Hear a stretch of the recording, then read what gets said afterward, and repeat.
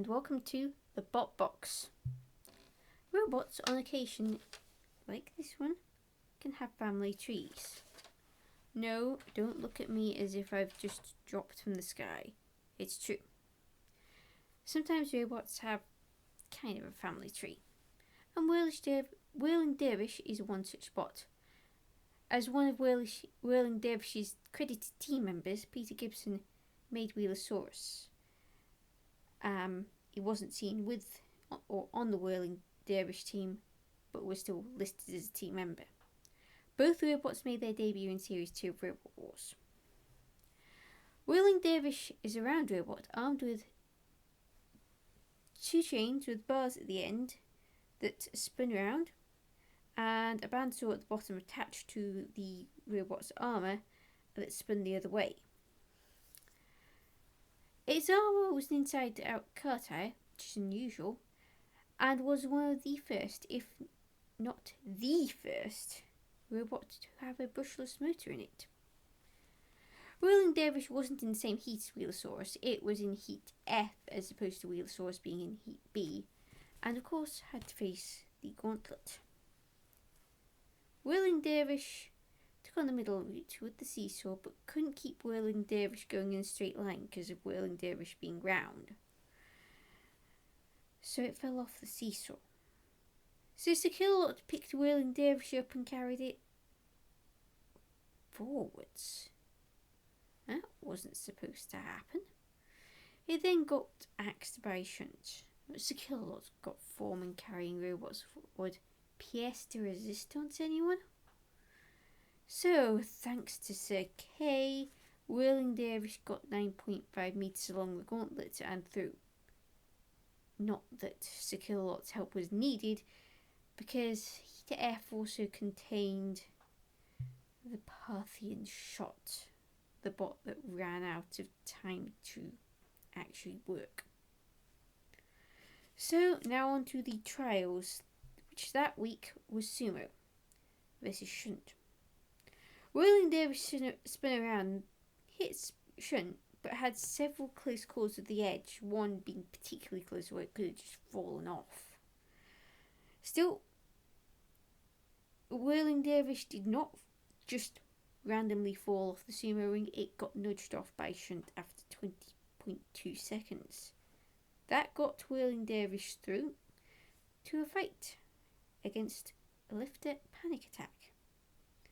Whirling Dervish spun up as soon as possible as the fight started and managed to deflect Panic Attack's rams, but ended up too close to Panic Attack's front end, and Panic Attack lifted and turned Whirling Dervish over. The actual turning of Whirling Dervish took a little while because Panic Attack's fork got caught on Whirling Dervish. Dead Metal dragged Whirling Dervish away at once and cooked it on a flame pit.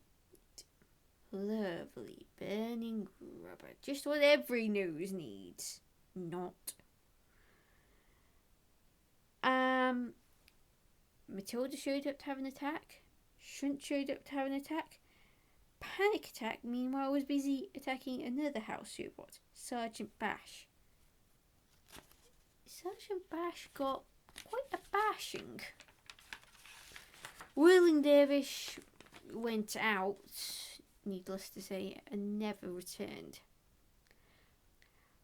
Whirling Dervish reminds me of Nuts from Series 8 to 10, but Nuts was invertible and had the melty brain, which Whirling Dervish didn't have. Perhaps it could have benefited from, perhaps it could have benefited from some kind of directional indicator, or the pole like the one that Gigabyte and Bloodsport have over on BattleBots.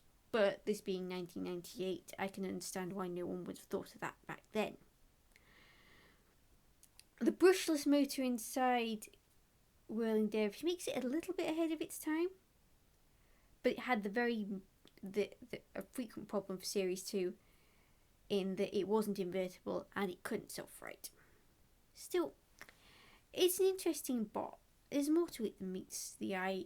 You could easily be dismissed as so many like so many other Heat semi-finalists from Series 2, but it's had interesting things going on in it. And there is absolutely no shame in going out to the champion, even if it was very, very, the moment of defeat was very quick, in that there was no way it could have come back from that. It's a case of decisive, it was done, no way back. So, who's next?